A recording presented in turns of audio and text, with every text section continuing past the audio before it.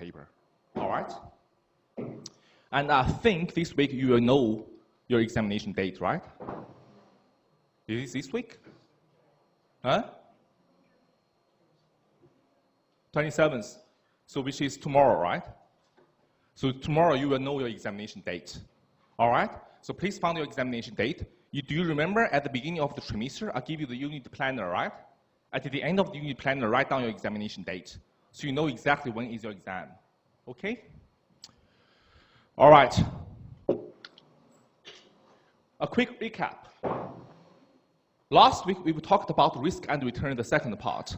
We talked about how to use the risk-based approach to estimate the expected return. Step one, we're trying to measure the systematic risk. We knew that we are not able to work out the systematic risk directly. To this end, we decided to use beta. We set the market beta equal to 1. We then work out the systematic risk of any underlying financial asset based on the systematic risk of the markets. It is a relative risk measure. The risk of the asset relative to the risk of the market. Once we work out the systematic risk of the asset based on historical data by using regression, we then able to estimate asset expected returns based on your information, your analysis, your opinion about the future market condition. And that is the risk-based approach. And then we talked about how to calculate portfolio return and risk. And then we've talked about capital asset pricing model, the first risk-based asset pricing model that can help us to calculate expected return. Please note that expected return, cost of equity, required rate of return, they are the same in this unit. They are interchangeable. For example, expected return is from shareholders' perspective. It's shareholders' expectation about the return of the equity, right? Cost of equity is from the manager's perspective, the cost of using the equity. Manager trying to meet the shareholders' expectation. To this end, shareholders' expectation is manager's obligation. It is their cost of using equity. Does this make sense for you? That's why they are the same, interchangeable. And similarly, required rate of return, same as cost of using equity. They just have different name under different context. Students used to come to ask me, "Hey, Robert, to this end, if they are the same, why we have 3 different names?" Because in this unit, they are the same, but in practice, they are slightly different. We do have tax implications and other factors. So the value could be slightly different. But in this unit, they are interchangeable. Okay? To this end, capital asset pricing model can help us to work out the expected return. It is a method to help us to estimate cost of using equity. All right? Okay. What about this week's topic? After studying this topic, you will be able to describe the ideal characteristics of the capital budgeting technique. Identify 6 different techniques that can be used to evaluate capital expenditures. 6 different techniques that can be used. All right? These 6 methods are the payback method, the discounted payback method, the accounting rate of return, the net present value method, the internal rate of return, and the profitability index. Where payback and discounted payback apply the same methodology and approach. Accounting rate of return is more like an accounting method. NPV, net present value, internal rate of return, profitability index, considering the risk factor. Okay? And finally, for each of those approaches and methods, we will discuss the advantage and disadvantage of each of them. Okay? Capital budgeting is all about what is capital budgeting, investment decision making, analysis of potential project, A, B, C, D, E, F, G, in front of us. And then long-term decision involves large expenditure. We have 6 projects in front of us. We have limited capital in our pockets. We have to make an investment decision. To this end, this is very important to firm's future. For example, last week I gave you an example about Nokia and iPhone. Nokia decided not to invest in smartphone, and that is a very bad investment decision, right? So you think about investment decisions, that's how it looks like. You have projects in front of you, investment opportunities in front of you. You have to make your decision. And then steps in capital budgeting. Step 1, for capital budgeting investment decision, you always need to estimate future cash flows. You have to have a reasonable estimation about your future cash flows, your projected cash flows. Without a reasonable estimation about projected cash flows, you can't make any investment decision. You have to know what will you have in future to make your decision, right? You have to estimate cash flow, both inflow and outflows. You have to assess the risk of the cash flow. For example, there are two different projects. The first one may give me higher cash flow, but with higher risk. The second one may give me lower cash flows, but with lower risk. So you have to assess the risk factor as well. And then, once you assess the risk factor, you have to incorporate the risk factors into your cash flow analysis. How? Discount the risk factors. Discount the cash flows. Am I right? So discount the cash flows by the risk factor. To this end, you are able to incorporate the risk factors into cash flow analysis.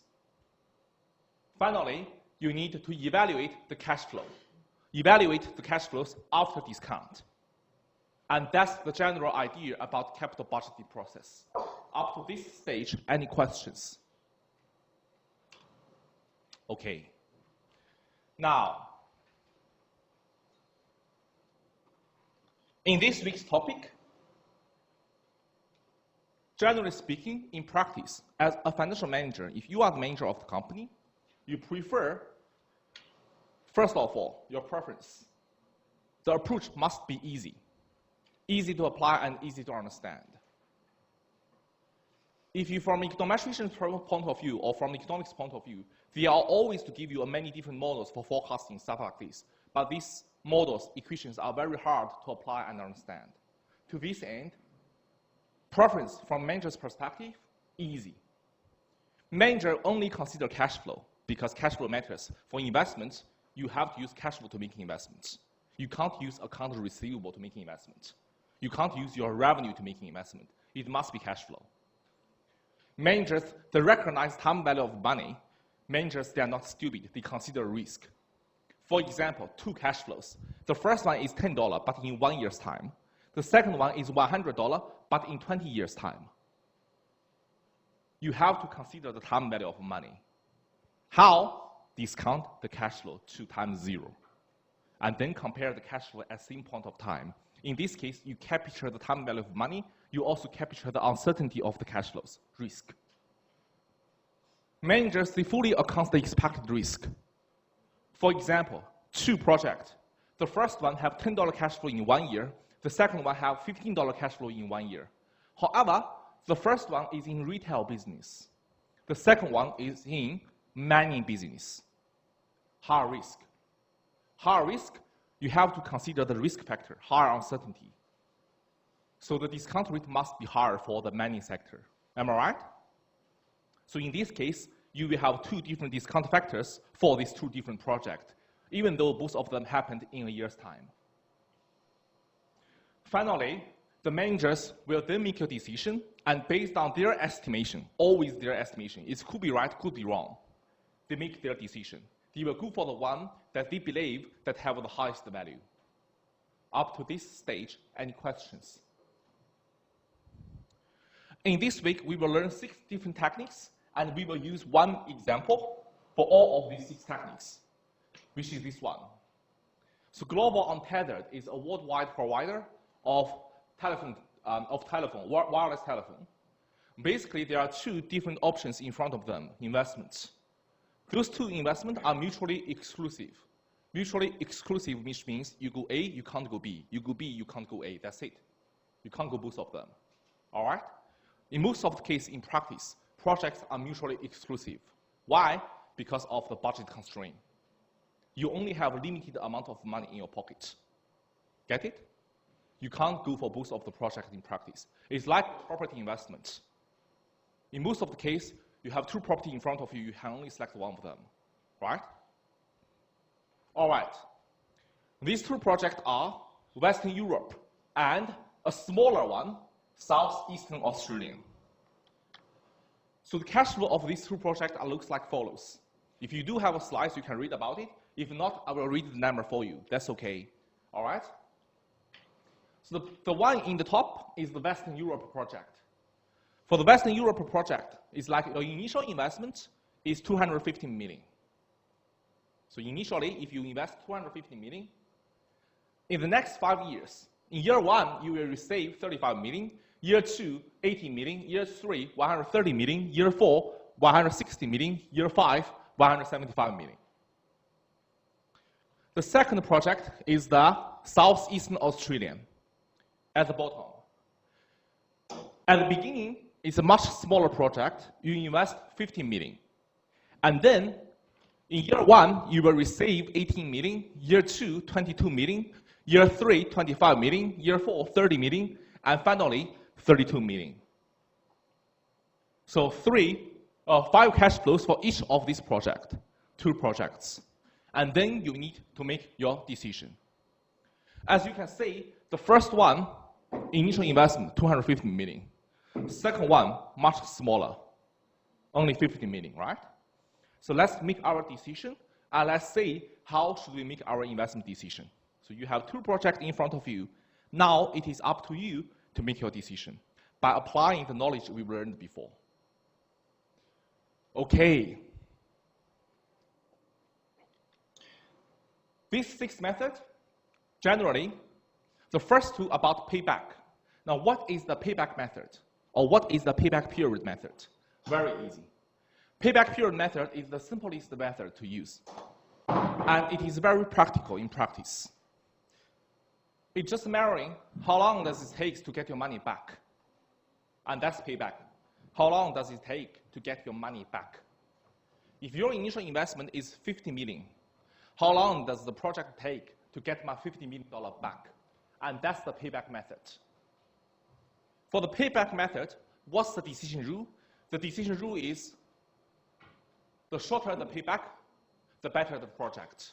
You go for the one that gives you shorter period of payback. Does this make sense for you? That's payback method. Now, payback method do not consider discount factor. To this end, since it's not risk and time value of money, we then have a more complex version called discounted payback. But in principle, they are the same. Still measures how long it takes back to get your money back. But now we consider present value and future value. And then we move to an accounting method called accounting rate of return. It's focused on the accounting profit only. And then we move to net present value, internal rate of return, and profitability index. Now, let's start from the first one, payback. This method is very simple, but this method is very practical in practice. The payback method is the amount of time required for the company to recover its initial investment.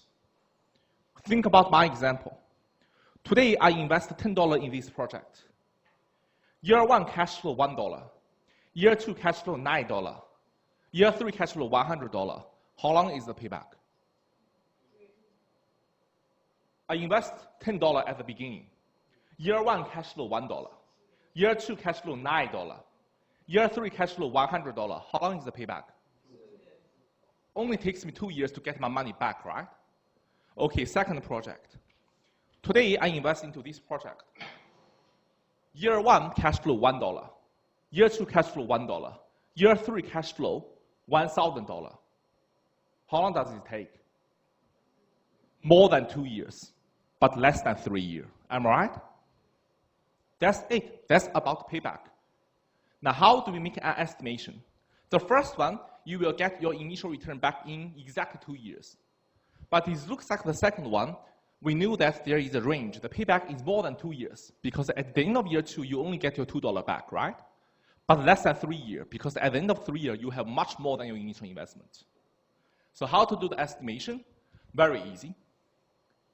If the project payback period is less than your targeted payback, you accept it, otherwise you reject it. Let's see how to do the calculation. Okay? All right. In our example, the global untethered, management, they will set up a cutoff date or cutoff period. Management payback cutoff is 2.75 years. What does that mean? That means for many, many different financial reasons, for our company, we have to get our money back within 2.75 years. And that's the meaning of cutoff. In practice, this is very important because in most of the case, you will finance your project by using bank loan, right? Debt. If you borrow money from the bank, in most of the case, you have to repay your bank loan or debt within a certain number of years. Am I right? You have your debt obligation to meet. To this end, highly likely there will be a cut-off time. For example, today, there are two projects in front of me. Both of them initially requires $10. The first one, year one cash flow $10. Year two cash flow $2. That's it. The second one, year one cash flow $1. Year two cash flow $1,000. If you only look at this project, looks like the second one is much better. Am I right?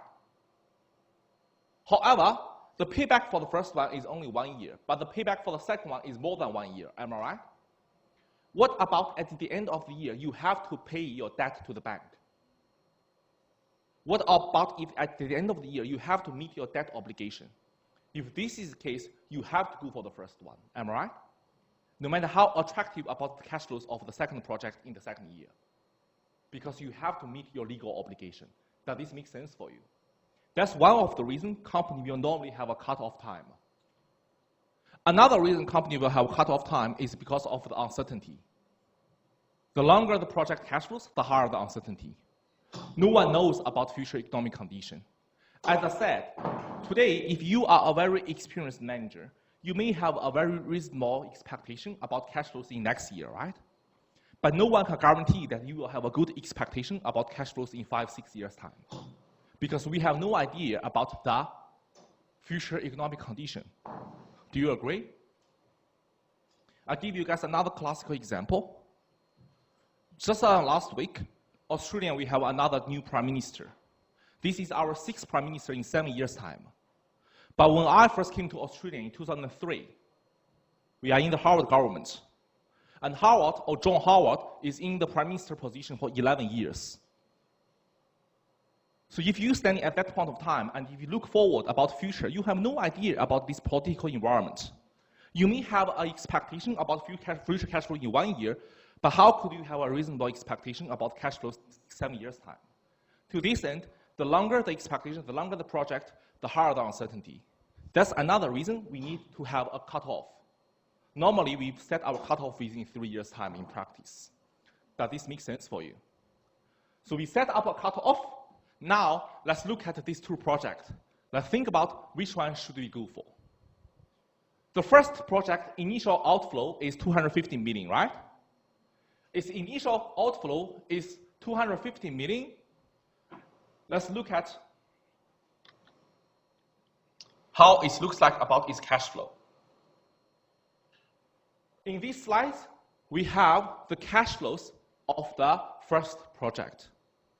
Year 1, 35 million. Year 2, 80 million. Year 3, 130 million. Year 4, 160 million. Now, let me ask you a question. At the end of year 3, if you look at the table, how much is your cumulative cash flow? Huh? At the end of year 3, how much is your cumulative cash flow? Cumulative cash flow means total amount of cash flow for the first 3 years. How much is it? 245 million, am I right? Question, how much is your initial investment? 250 million, right? Is it enough to recover your initial outflow? So your payback must be more than 3 years. Do you agree? Because it takes more than 3 years for you to get your money back. Am I right? Okay. At the end of year 4, how much is your cumulative cash flow? 405 million, am I right? Is it enough? More than enough. To this end, now you know your payback is more than 3 years, but less than 4 years, between 3 to 4 years. Now, how to make the calculation? Very easy. The payback period is equals to 3 years, the number of years before your payback, plus the remaining cash flows. At the end of year 3, you have 245 million. Do you agree? you need another 5 million to recover your initial cash flow. Do you agree? Am I right?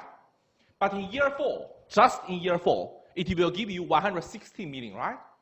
You need to work out the fraction, the proportion of that year, which is equal to 5 divided by 160. Do you agree? And that's how to work it out. So you need another 5 million in year 4, but in year 4, in total, it gives you 160 million. You need to work out the proportion, you need to work out the fraction of that year is equal to 5 divided by 160. Does this make sense for you? So the total amount of payback will be 3 years, number of years before you fully recover your cash flow, plus remaining amount of cash flow, 5 divided by 160, which will be 3 and 03 years. Any questions about the calculation of payback? Please note that in examination, I do not have an equation for payback because there's no equation for such a thing. I used to have students ask me, Robert, why we don't have an equation for this? Because I don't know how to write down an equation for this. This is more like conceptual, all right? You need to understand it. It's just equal to number of years before payback plus the fraction of the years in that particular year. Does this make sense for you? So 3.03 years. So how long is your cutoff period? 2.75 years. Then what should you do? For the first project, what should you do based on the payback? You have to reject the project. No matter how attractive the project is, you have to reject it.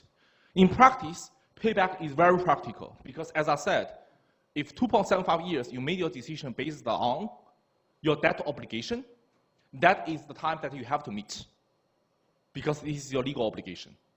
If you can't get your money back within that period of time, bankruptcy, insolvency, am I right? So you have to make sure that you meet the time period, you meet the cutoff period. That's the West Europe project. Unfortunately, we have to reject it. But what about the Southeastern Australian?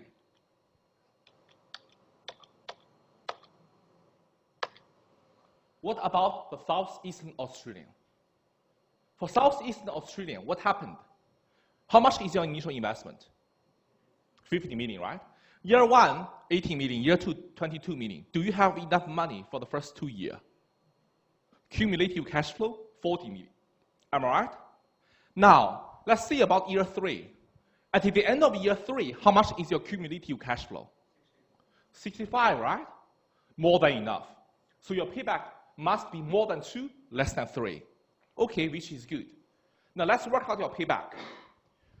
More than 2, which means the year before you fully recover your cash flow, number of years is 2 years. At the end of year 2, you recover 40 million. You need another 10 million, 50 minus 40, right? To fully recover your initial investment. Do you agree? But in year 3 gives you 25 million. Do you agree? You only need 10 million to fully recover initial cash flow. Year 3 gives you 25 million. Assume cash flows equally distributed across the year.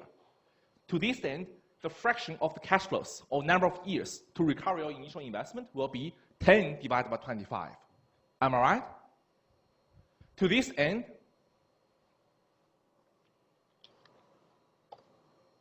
you need 10 million at the end of year 2 to fully recover your initial outflow. And for year 3, you have 25 million. To this end, your payback will be 2 plus 10 divided by 25, which will be 2.4 years. Any questions about the calculation about this? Any questions? Can you do it? Very good. Now, how long is the cutoff? How long is your payback? 2.4. According to the decision rule of payback, what happened? You should accept this project. To this end, for the first 2 investments, if we use payback method to make our decision, we should go for the second one. Up to this stage, any questions? Any questions? Very good. Now, if you don't have any question, I would like to ask you some question. First of all, without looking at the slides, in your opinion, what is the best advantage of using payback? Simple, right? And it makes sense. in most of the case, it meets our expectations in practical. It makes sense. Payback, in my opinion, yes, it is simple.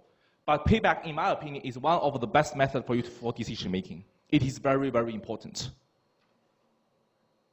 But there are many disadvantages of payback. So what are the disadvantages? How do you think?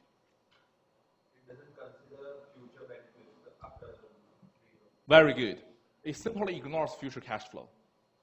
Like I said, if you have two projects, the first one, initial investment $10, year one cash flow $10, payback only 1 year, right? Year two cash flow $2, that's it. The second one, initial investment $10, year one cash flow $1, year two cash flow $1,000. According to payback, you go for the first one. It does not consider cash flows happened after the payback, because it only considers how long it takes you to get your money back. To this end, it could be one of the major limitations of this method. Short-sighted, am I right? But in practice, in most of the cases, you don't have a lot of choice. You have to meet various different kinds of obligations. And of course, as another example I said, you may have a lot of cash flows after the payback, but what about the uncertainty? Who knows? There's no one can guarantee that you will have a very good estimation about cash flow that happens in 10 years' time. No way, all right? If you ask the craziest guy in the world at 2008 to predict about the Prime Minister in Australia, no one will tell you that in the next 10 years we will have 6 Prime Ministers. That's impossible. You're not going to be believing this as well, am I right? But that's what happened. So we don't have any reasonable expectations about future if we have a longer time period. It's really, really hard, okay? What are other limitations for payback? There's still one more major limitation. There's many limitations, but still one more major limitation. Huh?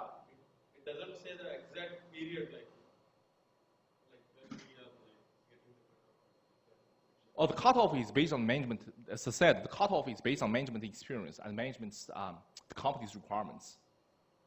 But what is the another major limitation? That could be one of the limitations. I'll come back to that. But there's one more major limitation. Very good. It does not consider risk. We do not consider time value of money. We simply have the cumulative amount of cash flow. Am I right? We do not consider time value of money. And he's right. Another limitation could be the cutoff. The cutoff period is really hard to say. It is really hard for you to determine a right cutoff period. In most of the cases, in practice, we determine the cutoff period based on our debt obligation, because it's pretty clear you have to, right? But it doesn't say the exact payback period. It doesn't say what? Exact payback period, like in the earlier case, you said like it's between 2 to 3 years. Yes. But we don't determine the exact payback period at what time we are making. But that's what we calculated. We calculate the payback. Like, it's like doesn't come like with an exact period, like it's more like it's in like decimals. Okay, it's not like in, oh, you mean it's not in whole years or something? No, that's not a limitation. That's okay. 2.4 years is like 2 years and 3 months, or 2 years and 4 months. So I don't think this is a limitation, though. The cash flow? Okay, that could be a reason. But in this one, for payback, in most of the cases, we assume the cash flow is equally distributed. Yes, that could be a reason. So in that particular year, you may not know when will the cash flow comes out. That could be a limitation. Any other limitations? Because it's ignore cash flow after payback, it's ignore the risk factors. In most of the case, it might not lead to value maximizing decisions. It does not invest in the project to give you the highest value. Am I right? So those are the limitations of the payback.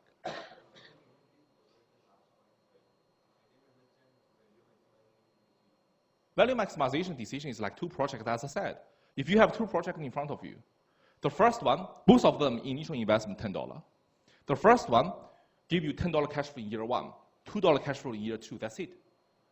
The second one give you $2 cash flow in year 1, 1,000 cash flow in year 2.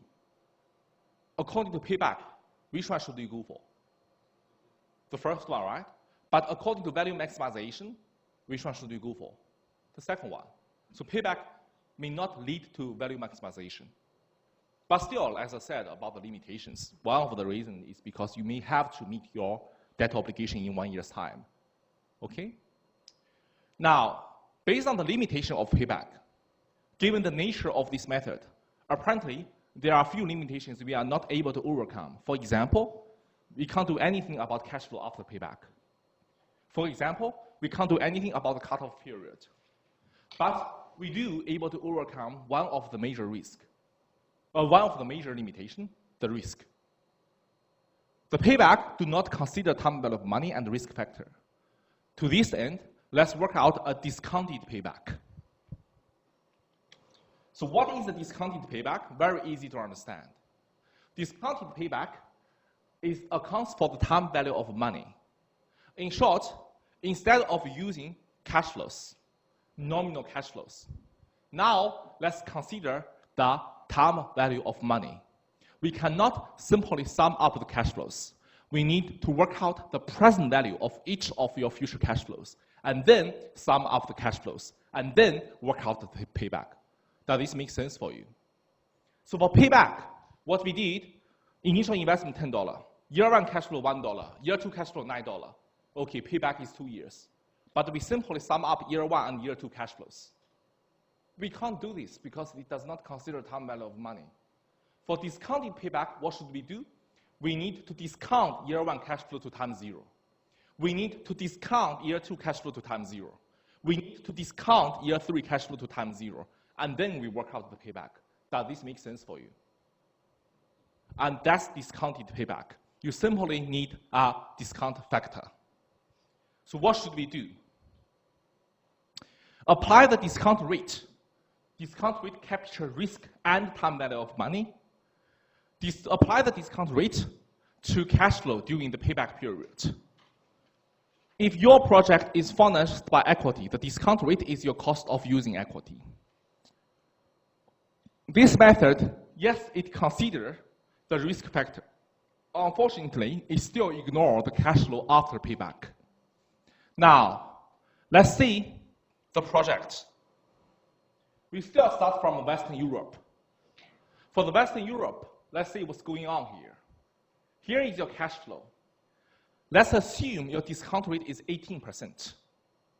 If your discount rate is 18%, you have 5 cash flows, am I right? Are you able to apply whatever you've learned in week 2 to work out the present value of each of the cash flow? In week 2, we learned how to do present value, right? Present value, discount the future value by the discount rate. For the first cash flow, you discount it by 1 year. For the second cash flow, you discount it by 2 years. For the third cash flow, you discount it by 3 years. Fixed cash flow discount by 5 years. To this end, in the third column, you will have 5 discounted cash flow. Any questions up to this stage? Once you have 5 discounted cash flow, the rest of the step is exactly the same as payback. You use the discounted cash flow to work out your payback.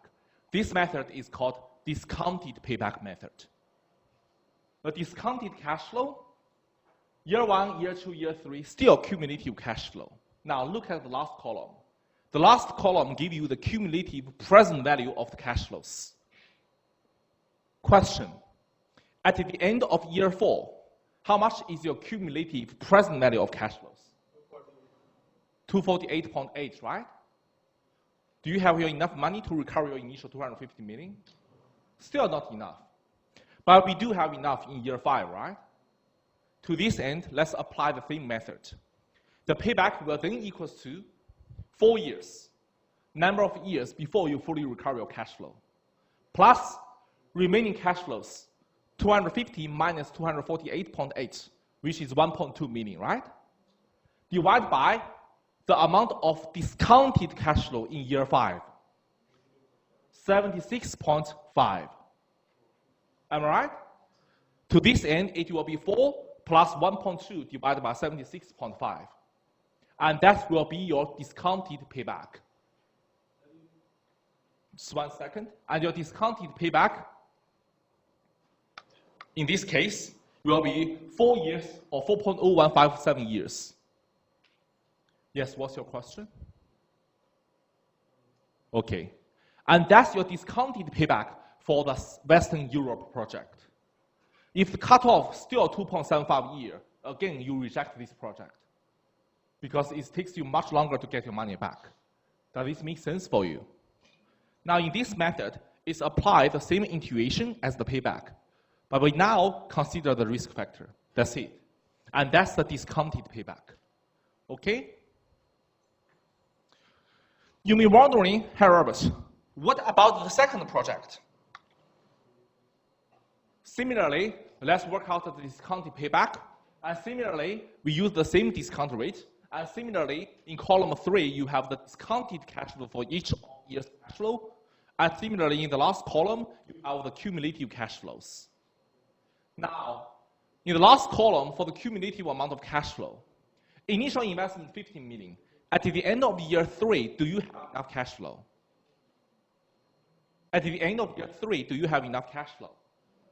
No. Then what should you do? You probably need for another year. Now, the discounted payback in this case will then equals to number of years before you fully recover your cash flow, 3 years, plus the remaining amount of cash flows, 50 million minus 46.3, divided by the amount of cash flows in year 4, the discounted cash flow, which is 15.5. And then you will have your discounted payback. Any questions about this method? It's very easy to calculate. Any questions? All right.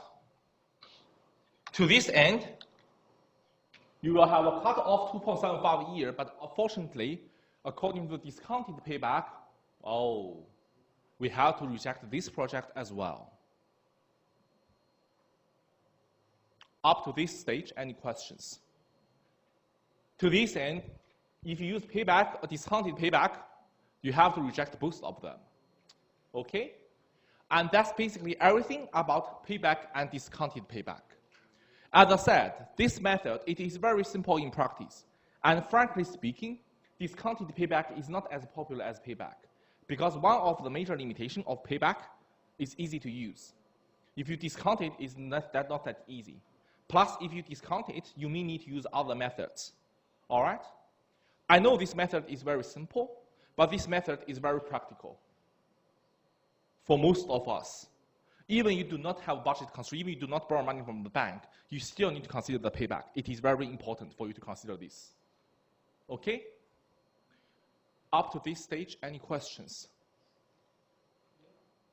Yes?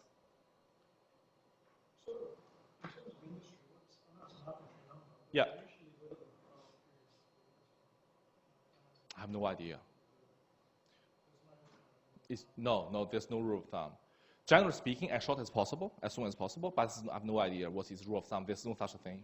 As I said, there's many, yes, as I said, it's many factors determines your cutoff. One of the major factors, what I believe, is your debt obligation. But for different companies, you may have different debt obligation. It's really hard to say. But in most of the case, debt obligation is very important. You have to meet your debt obligation. If you have to repay the money to the bank in 3 years' time, you have to set up your cutoff within 3 years. That's it. But if you don't have this kind of pressure, if you fully finance from equity, you may have a longer payback. Okay?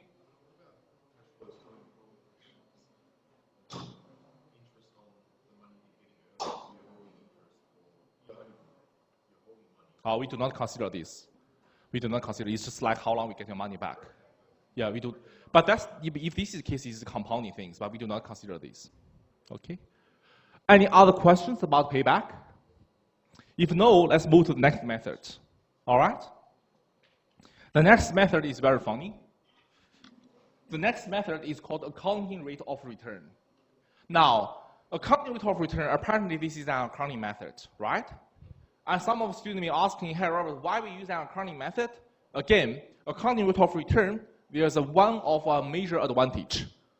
Simple, and most importantly, it is very easy for you to get the number. It is very easy for you to get the number. Why? Think about it.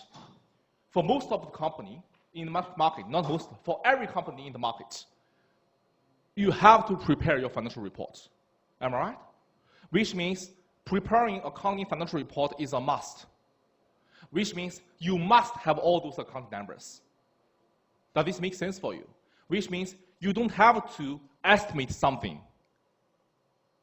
About accounting number, since you must prepare accounting reports, all you need to do is to grab the number from the report, that's it. But if you want to use other numbers like estimated cash flow or something, you have to use, or you have to prepare it by yourself. You have to prepare it like estimate it on top of the accounting report, financial report. To this end, accounting rate of return, one of the major advantage, easy, and it's very easy for you to grab the information. Now, how are we going to do with the accounting rate of return? The accounting rate of return can be computed from available accounting data. Accounting rate of return is equals to average profit after tax divided by average investment. I will explain the both numerator and denominator. Okay? Average investment denominator is very easy to understand. Average investment denominator is simply equals to the total amount of investment divided by 2, beginning and ending. If at the beginning I invest the project $10, the average amount of investment will be 10 divided by 2. That's it. And no time value of money. Accounting, they do not consider time value of money anyway. So that's it. But we need to focus on the average profit after tax. What should we do? Now let's look at the first one and the numerator. The accounting rate of return only need profit after tax and depreciation. And in this example, you may not able to tell the advantage of this method, but in practice you will, because all those numbers are very easy to get. And that's the major differences. In our example, you may not able to tell because we give you all the numbers. You may think this method looks stupid, but in practice it's entirely different because all those numbers you can simply grab it from your financial statement, which you have to prepare anyway. The average profit after tax are estimated by subtracting annual depreciation from the annual operating cash flows. Now let's work it out. First of all, I want to introduce you with an idea that is what is depreciation and how to do annual depreciation. In finance, we are different from accounting. In finance, we calculate the depreciation by using straight line method only. What is straight line method in finance? Depreciation simply equals to the total amount of investment divided by the useful life of the project, that's it. Some students come to ask me, hey Robert, do we need to consider the residual value of the investment? No, in finance, we ignore the residual value because we consider it separately. For depreciation, all you need to do, very easy. If your initial investment is $10, the project lasts for 5 years, your annual depreciation will be 2, that's it. If your investment is $20, the project lasts for 2 years, your annual depreciation will be 10, that's it. Amount divided by number of years, that's it. Okay, very, very easy. All right, I'll talk more about depreciation next week. Now, let's see how do we do the accounting rate of return. Again, let's start from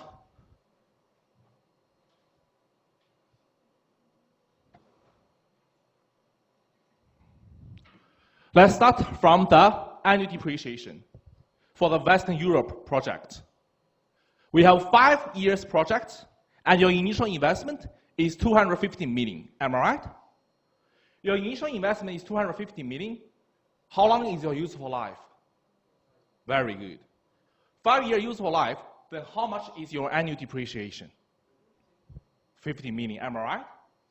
To this end, you know your annual depreciation. Now, you know your annual depreciation, but for accounting method, we need accounting profits. For accounting profit, it's equal to your cash flow minus annual depreciation. Do you know the cash flow? It's given, right? Let's work out your accounting profit, which is named as net income. Accounting profit and net income, they are the same, okay? Let's work out your net income. For first year, you will have negative net income because your depreciation is more than your cash flow. Do you agree? And then you take out depreciation every year. Can you see that in the last column? You will have a net income. How many net incomes? 5 of them, right? 5 net incomes, 5 accounting profits. Question. What is your numerator? Average accounting profit after tax. Am I right? We do not consider tax in this example. We need average profit. 5 profit. How do you calculate your average profit? Sum them together divided by 5. That's it. That's your numerator. To this end, your average profit will then be, you sum them up and then divide by 5, $66 million every year. Any questions? Accounting rate of return, the numerator, 66 million. Now, did I told you guys how to work out the denominator, average investment? Beginning plus ending divided by 2. Ending always 0. How much is your initial investment? How much is your initial investment? 250 million, right? Your initial investment, 250 million. Your ending investment is 0. How much is your average investment? 125 million. Do you agree? Numerator, 66 million. Denominator, 125 million. Are you able to work out your accounting rate of return? Can you do that? Which is 30%. Oh, sorry, not 30%. Which is 52.8%. 66 divided by 125. Now, assume that you have a targeted accounting rate of return, which is 30%. And this figure may be prepared by your accountant. To this end, you will have your accounting rate of return, which will be 52.8%, which is higher than your targeted rate. So what should you do? You accept this project. As long as it is higher than your targeted ARR, you accept it. Any questions up to this stage? Let's move to the next one. By applying the same method. Question, how much is your initial investment? 50, right? How many years? How much is your annual depreciation? That's it. Are you able to work out your profit for each year? Cash flow minus depreciation. In the last column, once you have profit after each year, or for each year, are you able to work out your average profit? Which is divided by 5. And by doing this, what happened? Your average profit after tax, it will be 15.4. Do you agree? And that is your numerator. And this is your numerator. What is your denominator? Average investment. 50 beginning plus 0 divided by 2, which is 25 is your denominator. Now, how much is your accounting rate of return? It's about 61.6%. Again, it's higher than your targeted rate. So again, you accept it. So based on accounting rate of return, it looks like you're going to accept both of them. Of course, it's a rate of return method. If you only compare the rate of return, you go for the higher one. But as you can see, the higher one might give you lower total amount of cash flow. It's just a percentage return, right? But that will be a question we discuss later. But that's it for accounting rate of return. Can you do it? Can you do this method? Now, in your textbook, there's descriptions about the accounting rate of return. You may want to read this as well. But let me ask you a question. In your opinion, what are the major limitations of this method? What are the major limitations of this method? Very easy. Huh? Is what? Time value of money. All right, risk. It does not consider time value of money, right? Other limitations about this method? It is a percentage return. If it is a percentage return, do you guys still remember my example? The scale of the investment. Dollar return versus percentage return. Sometimes percentage return is not everything, right? So that could be a limitation as well. But of course, accounting rate of return, it is very simple to apply. Now, with all the due respect, accounting rate of return is one of the very useful practical methods in practice as well. The reason of this method is practical is simply because of this method, you will have all those accounting information from something you must prepare anyway. In contrast to other methods, you need to estimate cash flow. Payback and other methods, you always need to estimate future cash flows. And that takes something else, takes other skills. Up to this stage, any questions?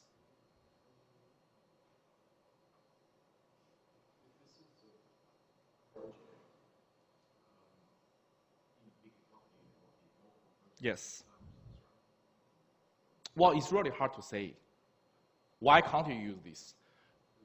I'll talk about all those techniques at the end of the class. In this week's lecture, I will teach you 6 different methods. In practice, none of the companies using individual method to make decisions. In most of the case, they will use many different approaches. Even some companies using approaches we didn't cover in the class. And they have to make decisions based on all the outcomes of the approaches. They have to consider many factors. Like I said, payback is one of the most important factors everyone needs to consider. It is very simple, yes, but it is very critical. No matter how large is your profit value, or is your value of the project, you have to consider payback. It's like today you invest $10. In 100 years' time, I'll give you 1 million. It is pointless. Your company can't last for 100 years. Okay? In this case, no matter what kind of method you are using, the value of the project will be good. But the question is, can you last for 100 years? Does this make sense for you? It's like today, if you give me $10, in 100 years' time, I'll give you $100. What's the point? All right? So that's the reason. We have to consider all those kind of factors, not to make decisions based on only 1 or 2 decision rule. There's one of the major limitations of this method. By using my example, you may not be able to tell because I give you all the number. But in practice, you will be able to know. If you're working for a company, it is very easy for you to make a first step estimation just based on accounting number. Because all you need to do is to grab your accounting report from your accounting department and get the profit number. What is your projected profit next year? They will give you a number. What about last few years? They will give you a number. That's it. But if for cash flow, you have to make reasonable estimation based on by yourself and collect information by yourself. Okay? All right. We've covered 3 methods up to this stage. Any questions? Let's move to the last one, the most important approach in finance. What we believe is the best one. It has its own limitation, but it's probably the best one. In fact, this method, we've learned it in the past 6 weeks. In this week, we just put it all together. This method is called net present value method. Now, let me ask you guys a question to recall what we've learned in week 3 and week 4. In week 3 and week 4, we've learned about valuation. Am I right? Valuation. Value an asset. Value a project. If you want to value a financial value an asset or value a project, the value of the asset or project is simply equals to the present value of all of its future cash flow. Do you agree? The true value of any underlying financial asset is simply equals to the present value of all of its future cash flow. Am I right? Now listen carefully, my example. On one hand, I know my initial investment. Let's assume it is $20. And then, on the other hand, I have the future cash flows of this investment. By discounting the future cash flows of the investment, I have the present value of all of the future cash flows. Am I right? I sum it up. I will then have the true value of the project. Do you agree? Let's assume I sum it up. The true value of the project is equal to $22. My initial investment, $20. The true value of the project, $22. The difference is $2. What should I do? Should I invest? Yes or no? Yes, right? What is this $2? This $2 is named as net present value. That's it. That's everything about the net present value. Does this make sense for you? Net present value is the net difference between your initial investment and the present value of all of your future cash flows. As long as it is bigger than 0, which means your investment will generate more cash flows in terms of present value than your initial investment. Of course, you agree. Does this make sense for you? So step 1, your initial investment. Step 2, present value of all of future cash flows. Step 3, sum up. Step 4, you have net present value. Step 5, as long as it is bigger than 0, you accept it. That is net present value. Let's look at the slides step by step. In these slides, CF means cash flow. Now, cash flow 0 means your initial investment. Your initial investment cash flow 0, normally negative because it's a cash outflow. Start from cash flow 1 to cash flow n is your future cash flows. Cash flow 1 to cash flow n, discount each of them one by one, sum it up. It will be the value of the investment. Do you agree? Am I right? The value of the investment takes out initial investment, it will give you net present value. Net present value equals to the present value of all of the future cash flows minus initial cost. Present value of all of future cash flows is the true value of the project. If it is more than how much you need to invest, it gives you positive value. It increases the shareholders' wealth. It increases the company's value. It increases the company's wealth. You accept it. Does this make sense for you? And that is the net present value method. For this method, as long as NPV bigger than 0, you accept it. For this method, apparently, we need to make or determine or measure or estimate the discount factor risk. How? If we are talking about one underlying financial asset, we are using the method we learned last week to work out the risk. For example, what is the net present value of a share? Okay, your initial investment is the amount of money you purchased the share. The true value of the share is the present value of all of its future cash flows. For example, your assignment 2, Golden's model, right? What is the discount factor? Risk, systematic risk. We learned last week how to measure it. You pull it all together, you work out net present value.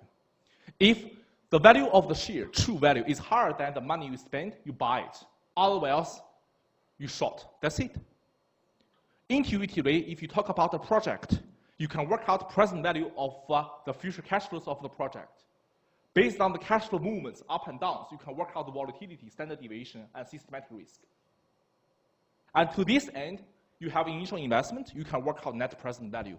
That's it. And that's what you learned in the past 5 weeks. And that's why I told you, for this unit, our knowledge is like we build up a building. It starts from fundamentals, and we apply the knowledge we learned before to finalize the building. All right? Let's see one example, and I do have a question to ask you before the break. Now, please note that the most important factor of this method, as we all know, a key input is the discount rate. The discount rate represents the minimum return that project must earn to satisfy the investor. If your project, for example, listen carefully, if your project is fully financed by equity, which means your investor are shareholders, you. If you are the shareholder, you have your expectation, right? Your expected return is my obligation as a manager. I have to set up a discount rate to meet your expectation. This discount rate R here is then named as cost of using equity. It's equals to expected return of shareholder. Sometimes it's also named as the required rate of return. That's why it's all interchangeable. To this end, R, the discount rate here, it varies with the risk of the firm or the risk of the project. If you are the shareholder, by investing in different kind of business, you will have different expectation. That's why R is different. If you are investing your business or your money into a banking sector, of course, you are expecting a lower return. Of course, I will have a lower cost of equity because I have a lower obligation to meet. Am I right? If you are investing your money into a mining sector, of course, you will have a higher expectation and have a higher risk, and I will have a higher cost of equity, higher discount factor. That's the whole logic. That's how to link everything together. At this stage, any questions? Students always come back to ask me, hey, Robert, why are sometimes named as discount rate? Because it's a discounting process. Why it is expected return? Why it is cost of equity? Because they are interchangeable, just different perspective. All right? In this unit, you can simply assume they are the same. In practice, they are slightly different because For example, tax factor could be one factor. From shareholders' perspective and company's perspective, you have different tax rate. So the discount rate could be different. But we just simply assume it together, all right? Ignore these slight differences. Up to this stage, any questions? All right. Let's see one example, and then we have a break. Maybe this one is the example. So for this slide, you can read it by yourself about how we determine the discount factors, all right? It's like what we've discussed. But I want to give you this example about Global Untethered and the two projects from Global Untethered, West Europe and the Southeastern Australia. Now, let's assume the discount rate is 18%. As you can see, this is your cash flow timeline for the West Europe project. Initial investment, 250 million. And then 35 million, 80 million, 130, 160, 175. Are you able to work out the discounted cash flow for each of them? Are you able to work out the present value for each of them? The present value for each of the cash flow to time 0, all you need to do is to discount each of them one by one, respectively. Am I right? To time 0. And then you have 5 cash flows. Once you have 5 discounted cash flow, present value, you sum them together. You sum them together, and then you minus the initial investment. And then you have a net present value. How much is it? 75.3 million. That's the net present value. It is bigger than 0, which means by investing into this project, the value of the company will increase. What should you do? According to the NPV rule, we accept it. Am I right? What about the Southeastern Australian? Similarly, we can discount each of the cash flow of the Southeastern Australian one by one as well. And then what should we do? We discount each of them one by one. We sum it up. We take out initial investment. We have NPV, 25.7 million. Any questions about how we work out NPV? That's what you should have known in week 3 and week 4. All right? Discount each of the cash flow one by one, sum it up, then minus initial investment. Again, it is positive. Then what should we do? According to the NPV rule, you need to accept this one as well. Up to this stage, any questions? Now the question is, it looks like, hey Robert, both of the projects with positive NPV, but if they are mutually exclusive, what should we do? If you have enough money, you should accept both of them, because both of them have positive NPV. According to NPV rule, if you have enough money, you accept both of them. But what about if they are mutually exclusive? You may need other methods to help you make a decision. Am I right? Possibly, we probably need a percentage measure. And that is something we need to talk in the next half of the seminar. Up to this stage, any questions? Before we have the break, let me ask you one question. Now, listen carefully. NPV decision rule is, today, if a project gives you NPV is bigger than 0, you accept it, right? What about today if I have an investment? Give me of an NPV of 1 cent. Is it a good project? Should we accept it? Or in your opinion, is indifferent? I repeat, what about today there is a project that gives me an NPV of 1 cent? See, for example, if you're working on campus, you see 1 cent on the floor, are you going to pick it up? Sometimes probably even not, right? But what about if a project gives you an NPV of 1 cent? Is it a good project? Are you going to accept it, or you think this is indifferent? It depends on the combination of portfolio. I'll come back to that question, all right? Let's have a break, I'll come back. Think about it, all right? So please come back at 20 past. We have 11 minutes break, all right? Or 12 minutes break. Come back at 20 past.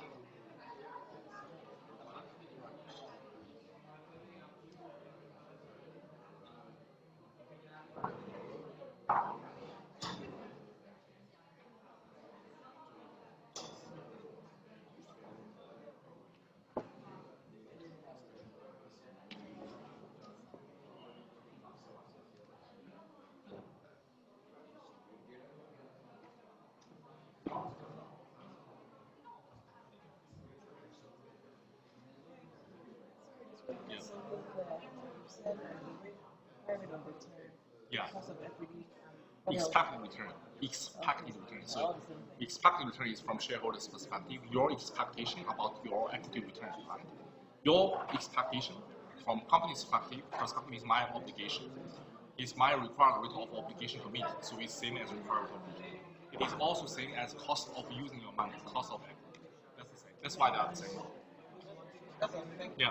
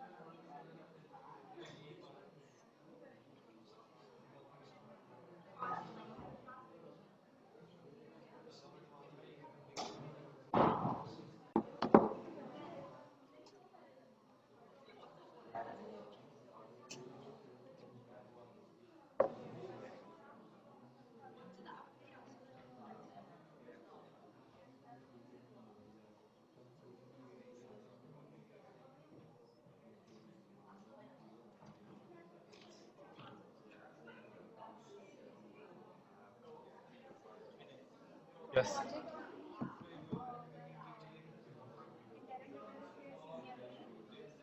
Can you assume in terms of yes, make your justification. Yes, but just make sure that you state in your assumption. So we assume it's definitely not.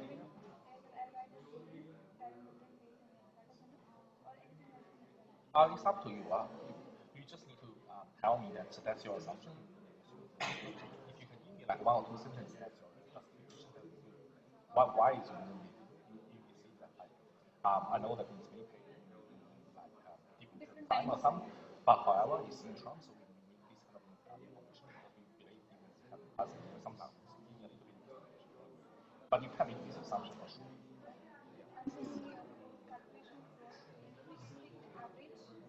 Again, this is up to you. You can use mathematical average, you can use your mathematical average, you can use regression. This is up to you. But you probably give me a little bit justification about why. Yeah. No worries.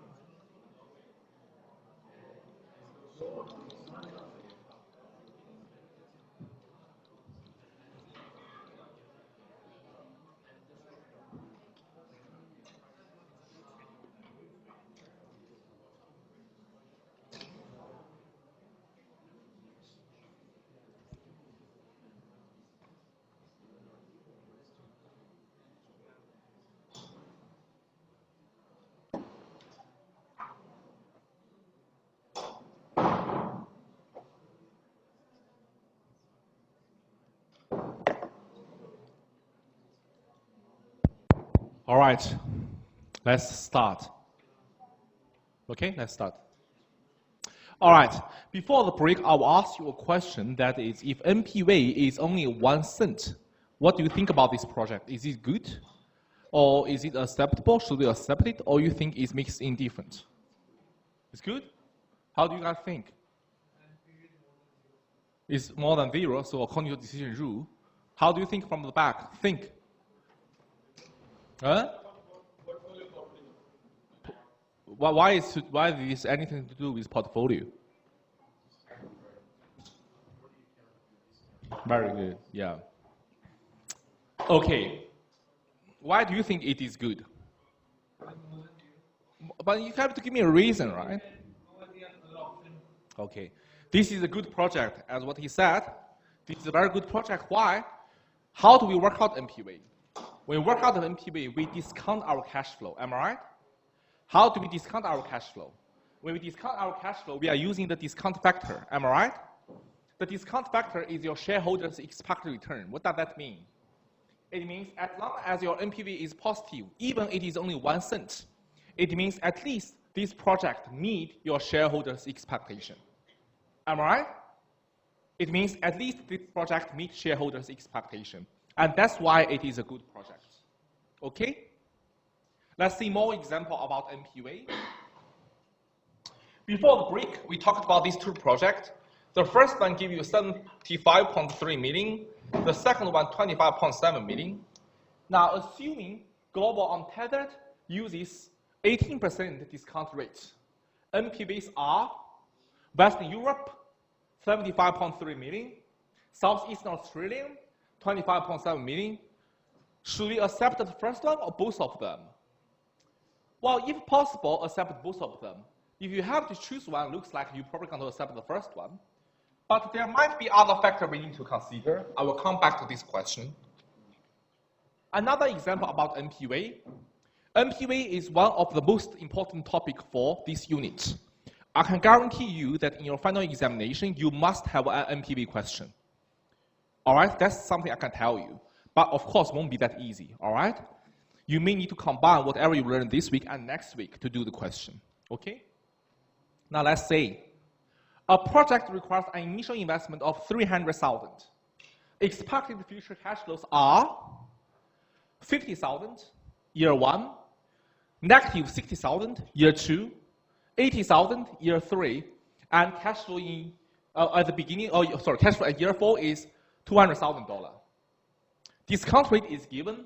Should the project be accepted? What should you do? For this project, do you know initial investment is given 300,000, right? You have 4 cash flows. Do you know discount rate? Are you able to work out the present value of each of them? Can you do that? Are you able to work it out? To this end, are you able to work out the present value of a cash flow? Are you able to work out the NPV?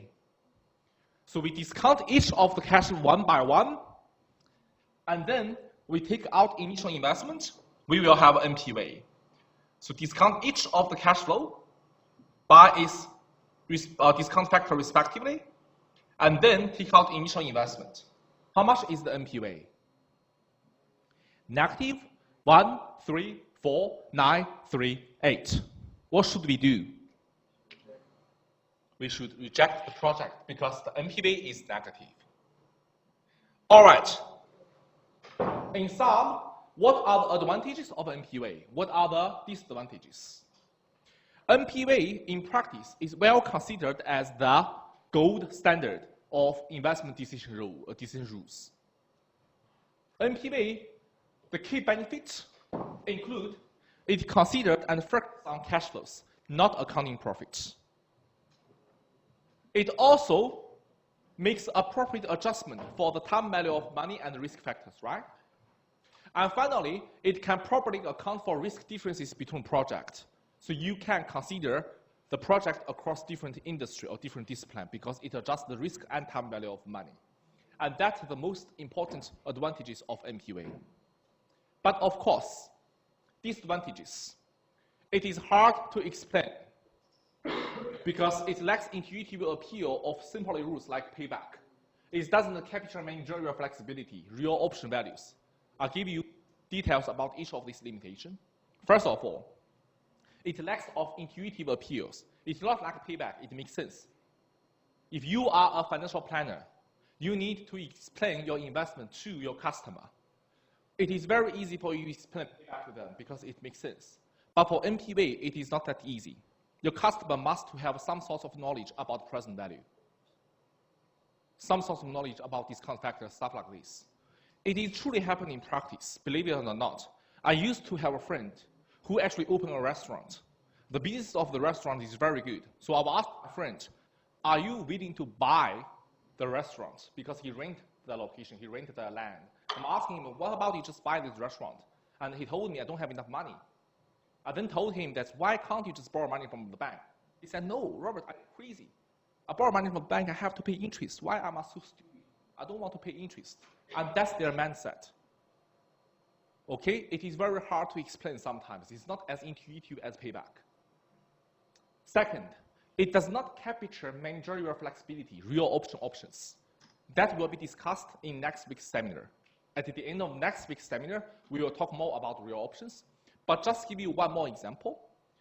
It does not consider real option values. For example, in practice, what most likely going to happen? If today you open a project, at at time 0, you have an estimation about cash flows of the next 5 years. That's what happened in this example, right? But in practice, most likely, at the end of year 1, you will re-evaluate your project. If at the end of year 1, the project actually have more cash flow than you expected, there is a possibility that you will choose an expansion option. You may open another production line.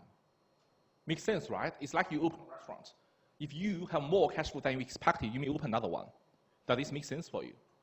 If at the end of the year, the cash flow is less than your expectation, you may simply close the project. That's it. And those are called real options. Because in practice, managers have to make decisions based on the information they have. They have something called real options. Does this make sense for you? But NPV apparently do not consider this. All right? So it's not that flexibility. It's not that flexible. Does this make sense for you? To this end, in practice, you may need to put options into the project evaluation process, but this is beyond the knowledge of the course. Okay? So you may learn financial derivatives for more about how to incorporate options into your decision-making process. Those are everything about NPV. Up to this stage, any questions? Okay. Now, let's move to our fifth method, a percentage measure. Internal rate of return. This method is very easy to understand. Generally speaking, please look at the equation here. This is your NPV method, right? Your NPV equals to the difference of your initial investment and the present value of all of your future cash flows. Now, some students may be wondering, hey, Robert, then what is internal rate of return? Very easy. Internal rate of return, you set NPV equal to 0. Internal rate of return is a break-even rate. That is, internal rate of return is a discount rate, R, that will just give you exactly 0 NPV. Does this make sense for you? Internal rate of return is a break-even rate. This break-even rate, by using this break-even rate to discount your future cash flow, it will give you 0 NPV. That is internal rate of return. Get it? I have my initial investment $10. I have my future cash flows. The internal rate of return is a discount rate that will just give me 0 NPV. To this end, to estimate internal rate of return, all we need to do is to set NPV equal to 0. 0 NPV equal to initial investment plus present value discounted by internal rate of return, then solve internal rate of return. Does this make sense for you? Does this make sense for you? That is your internal rate of return. It is a discount rate. It is a break-even rate. The internal rate of return decision rule then is very simple. Think about it. Before you look at the slides, let me ask you a question. Discount rate is in the denominator. Do you agree? Do you agree? Discount rate is in the denominator, which means the higher the discount rate, the lower the present value. Am I right? Or the higher the discount rate, the lower the net present value. Do you agree? The lower the discount rate, the higher the net present value. Do you agree? Now listen carefully. If internal rate of return is something that gives you 0 NPV, if your actual discount rate, your real discount rate, is lower than internal rate of return, it means what? It means for this project, your NPV must be positive. Am I right? Because internal rate of return as a discount rate will give you 0 NPV. If your real discount rate is lower than internal rate of return for this project, which means you will use a lower discount rate to discount this project, your NPV must be higher than 0. Because discount rate decrease, NPV increase. On the other hand, if your internal rate of return is lower than your discount rate, which means discount rate increase, NPV decrease. Your NPV must be negative. Do you agree? To this end, the decision rule, quite simple. Internal rate of return compared to your discount rates. If your discount rate is lower than internal rate of return for an individual project, accept it. If it is higher than internal rate of return for an individual project, reject it. Does this make sense for you? Now, sometimes if you try to remember all those decision rules, it's going to be really complex. Don't try to remember it, try to understand it. Like I said, internal rate of return, okay, it gives you 0 NPV. Discount rate, increase, NPV decrease. Discount rate, decrease, NPV increase. If internal rate of return gives me 0 NPV, if I have a lower discount rate, my NPV must be positive. Am I right? Accept it. If I have a higher discount rate, my NPV must be negative. Reject it. That's it. Does this make sense for you? Now, I even have a better news for you. Internal rate of return, if you look at the graph here, horizontal axis is your discount rate. Vertical is your NPV. Internal rate of return is give you 0 NPV. If your discount rate is lower than internal rate of return, is on this side of the graph or the plot, your NPV must be bigger than 0. You accept it. Otherwise, if your discount rate is higher than internal rate of return, you reject it because NPV must be negative. Does this make sense for you? It is very similar intuitively with the NPV method, but it certainly provides you with a percentage measure. Am I right? Now, you can compare the internal rate of return across different projects. And then student may ask me, hey Robert, if this is the case, now I understand for individual project, how do I make my decision? But how do I compare two projects based on their internal rate of return? You should always go for the one give you higher internal rate of return. Why? Because the one give you higher internal rate of return, it has a higher discount rate. It can allow you to have a higher discount rate. Am I right? For example, think about it. If project A, internal rate of return is 40%. Project B, internal rate of return is 20%. If the real discount rate is 25%, for project A, your NPV will still be positive because your discount rate is lower than internal rate of return, right? 25 versus 40. But for project B, it will be negative. To this end, as you can see, the higher the internal rate of return, the higher the actual discount rate that you can use to discount your project. So the better the project. Does this make sense for you? As I told you, I have a good news for you. What is the good news? As you can see, that's how we're going to work out the internal rate of return for those both of the projects.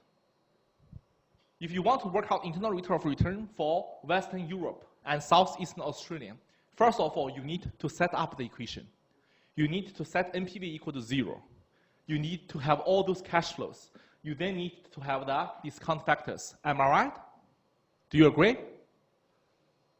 Question, are you able to work out the internal rate of return based on this equation here? Listen carefully. Just look at the equation here. Are you able to work out the internal rate of return?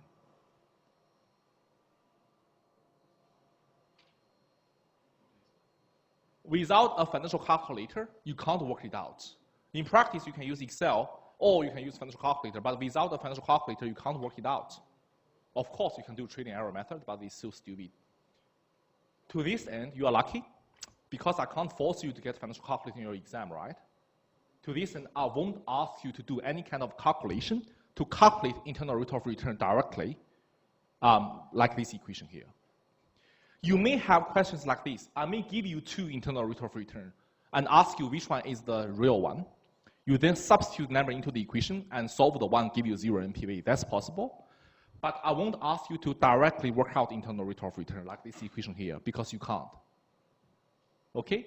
It's just like our bound valuation question. You can't work out the discount rate. Okay? Similar or same principle. All right? But yes, we can use Excel. Excel function is just the IRR, that's it. By using Excel and by using financial calculator, you can then work out the internal rate of return. For both of them, your internal rate of return, the first one for the Western Europe is 27.80%. The second one, Southeastern Australian, is 36.70%. Question. What is the discount rate? Do you still remember? What is the discount rate for this question? Very good, 18%. For both of the projects, the discount rate is 18%, which means for both of the projects, its discount rate is lower than the break-even rate. If it is lower than break-even rate, NPV will be positive for both of them. Am I right? As confirmed in previous slides. So if you treat them individually, what should you do? You should accept both of them. Do you agree? Do you agree? Second, if you only look at internal rate of return, if you want to compare these two projects, you have to select only one of them. Which one should you go for? Looks like Southeastern, because your argument will be it allows for higher discount rates. Even you increase the discount rate to 36%, it will still give you positive NPV. Do you agree? But apparently, if you recall what we discussed in week 5, Southeastern give you higher percentage return. So internal rate of return in contrast to NPV is like a percentage measure, right? But what about the scale of the investment? So that's something we need to put into consideration. Now, that's basically everything about the calculation part about internal rate of return. Before we move to the advantage and disadvantage of IRR, any questions? Any questions? Now, let's talk about the pros and cons about internal rate of return. What are the major limitations? Before that, some students may be wondering, hey, Robert, it looks to me internal rate of return and NPV does have a relationship like percentage measure and dollar measure. But intuitively, both of them consider time value of money, consider all cash flows, consider risk factors. And then some students are wondering, hey, Robert, will they give us the same conclusion? Not really. Now, when internal rate of return and NPV method agrees, first of all, for independent projects, most of the time they will give you the same conclusion. If you only consider individual projects without comparing them, you just make decisions for individual projects, positive NPV accepted, discounted lower than IRR accepted, both of the cases they will lead to the same conclusion. I said most of the case, not 100%. I will explain to you why, okay? However, you have to make sure that the cash flows are called conventional cash flows. Some students may wonder, hey, Robert, what is conventional cash flows? It is really hard to define, but conventional cash flows is more like normal cash flows. What is normal cash flows? Normal cash flows is more like after the initial investment, all cash flows in each future years are positive. That is called conventional cash flows. So based on your estimation, after your initial investment, in future, every year you will have positive cash flow. That is conventional cash flow. I really hate the next part because it involves a little bit of mathematics, but that's okay. The conventional cash flow calculation or conventional cash flow assumption is very important. Why? Because if the cash flow is not conventional, that is, after the initial investment, if not all of your cash flow, listen carefully, is positive, sometimes you may not even have an IRR, or you may have more than one internal rate of return. And that is a mathematical issue. I will show you. Advantage of IRR, it is properly adjusted for time value of money, it considers risk, it uses cash flows. Generally speaking, advantages of IRR are exactly the same as NPV. But of course, you can argue that it is easy to read, because if you present something to your manager, percentage is always in big numbers. It looks easier, right, and makes sense, okay? But what about disadvantage? First of all, the scale problem as previously discussed. In week 5, you still remember, higher percentage return does not necessarily indicate it must be better. At the end of the day, you have to look at the cash flow. Am I right? Second, timing issue. For the cash flows, even they are conventional, the last one, even they are conventional cash flows, sometimes if you have a lot of large cash flows happened later, you tend to have higher internal rate of return. But these two limitations is not that hard to overcome. The major limitation is the mathematical problem. That is, sometimes you will have multiple internal rate of return and there's no real solutions. One of the critical assumptions of internal rate of return is that the cash flows must be conventional. If the cash flow is not conventional, you may have more than one internal rate of return. For one project, you may have 2, 3, 4, 5, 6 internal rate of returns. You may have no internal rate of returns, no solution. The Excel cannot solve it. There's no solution. That's possible. I will show you guys how and why. Generally speaking, this is a cash flow distribution movements if you have more than one internal rate of return. As you can see, in this plot, for this project have 1, 2, 3, 3 internal rate of returns. Because there are 3 break-even rate give you 0 NPV. Now, 3 break-even rate give you 0 NPV. One is here, one is here, one is here. Some students may be wondering, hey Robert, why we have so many internal rate of returns? Because mathematically, if you have multiple sign changes, cash flow sign changes, you will have multiple internal rate of return. I will explain. The rule is very simple. The rule is very simple. The number of sign changes of your cash flow equals to the number of internal rate of return you will have. Listen carefully. For a conventional cash flow, it means cash flow 0 is negative. Am I right? Because cash flow 0 is your initial investment. Then first year cash flow is positive, $1. There is one sign change from negative to positive. Listen carefully, one sign change, right?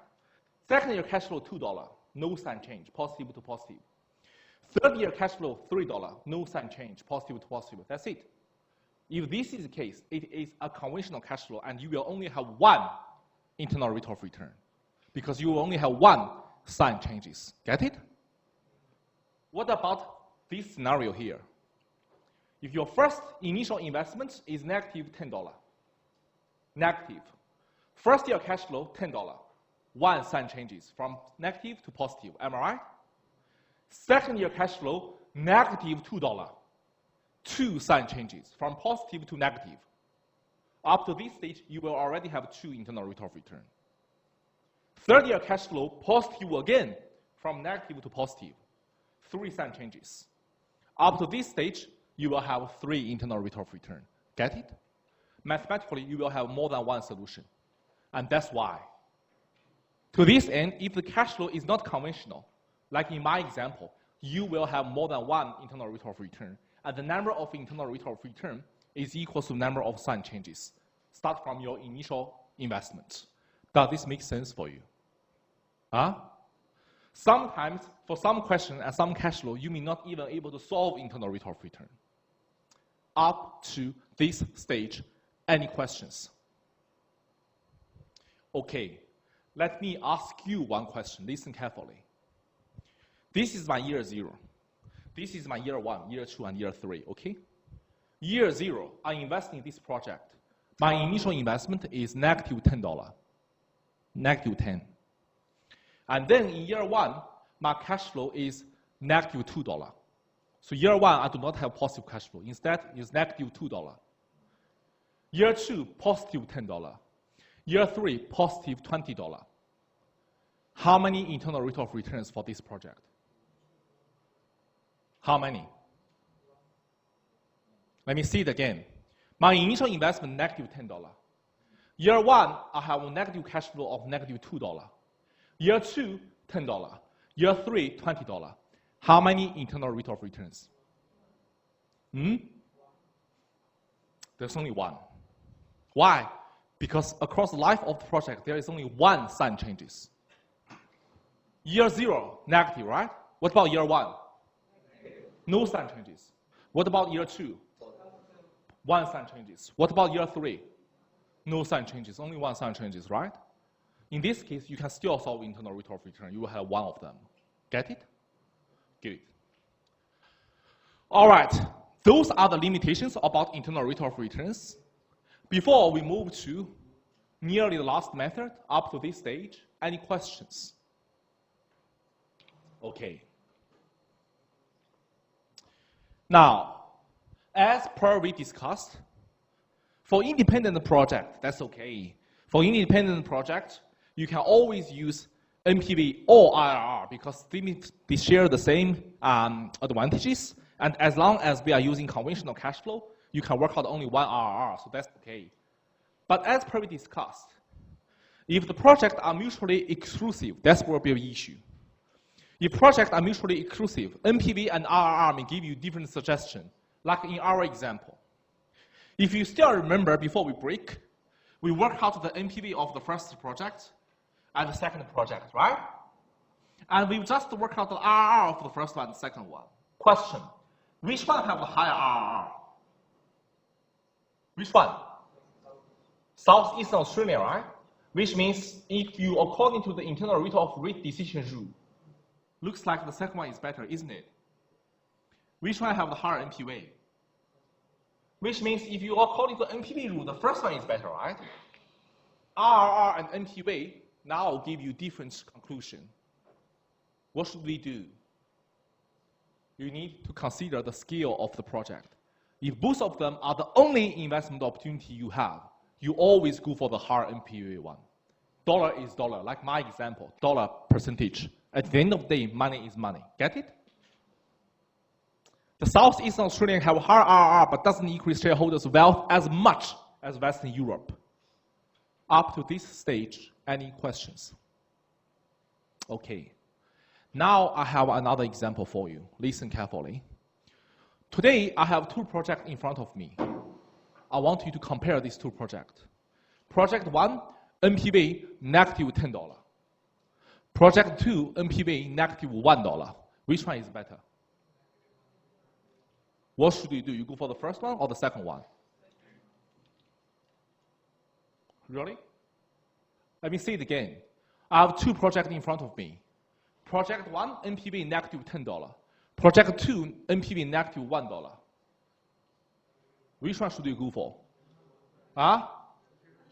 Which one should you go for? You reject both of them. All right? If you compare these 2, okay, it looks like the second one is better. But first of all, it has to meet the fundamental rule. The fundamental rule is NPV has to be bigger than 0. If it's not even bigger than 0, don't worry about it. Okay? It's like 2 bad orange. You just ignore both of them. You're not going to select the better one and eat it, right? Okay, similarly for IRR will be the same. If you compare IRR, first of all, you have to make sure both of the projects have the discount rate lower than IRR. Otherwise, it's no point.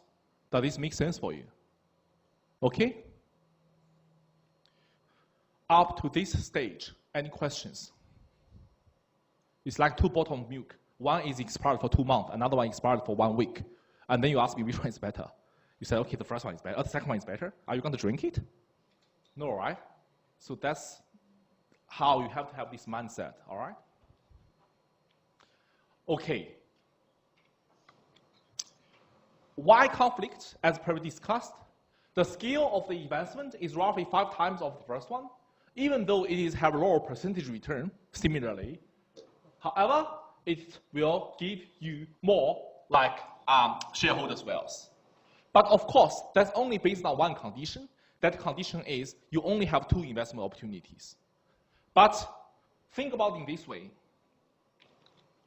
If, in my example, the Western Europe is 5 times larger than the Southeastern Australia, right?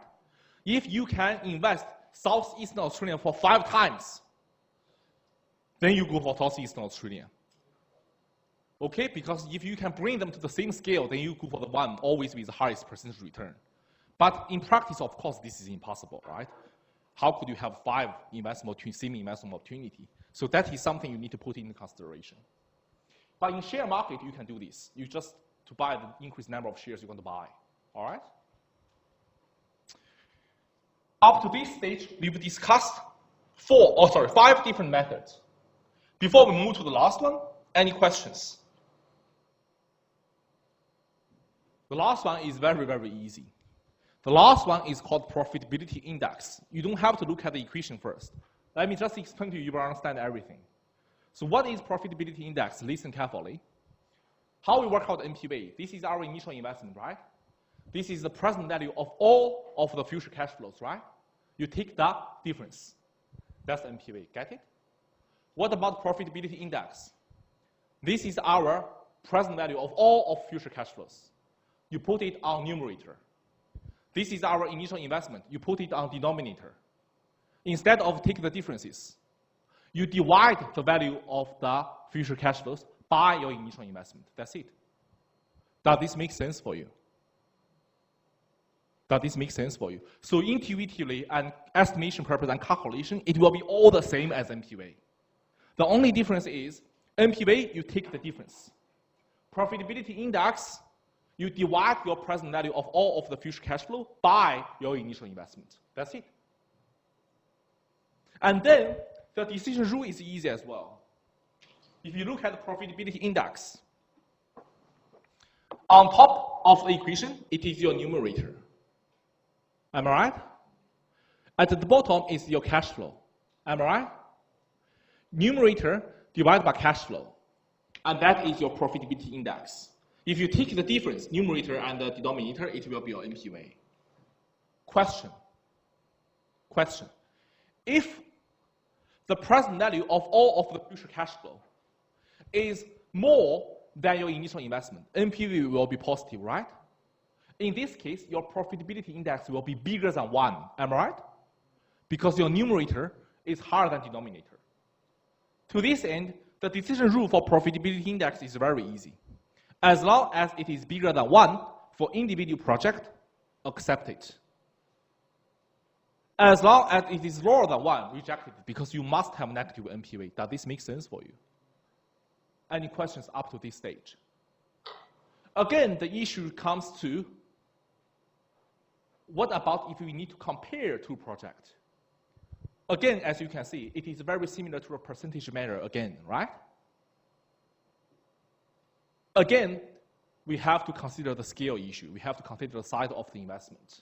If you work out the profitability index of these two projects, as per we predicted, Southeastern Australia will give you a higher profitability index. Because in terms of percentage measure, it's always higher. It gives you higher per dollar return. And Western Europe will give you lower percentage return.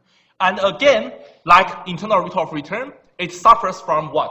The scale problem. Up to this stage, any questions?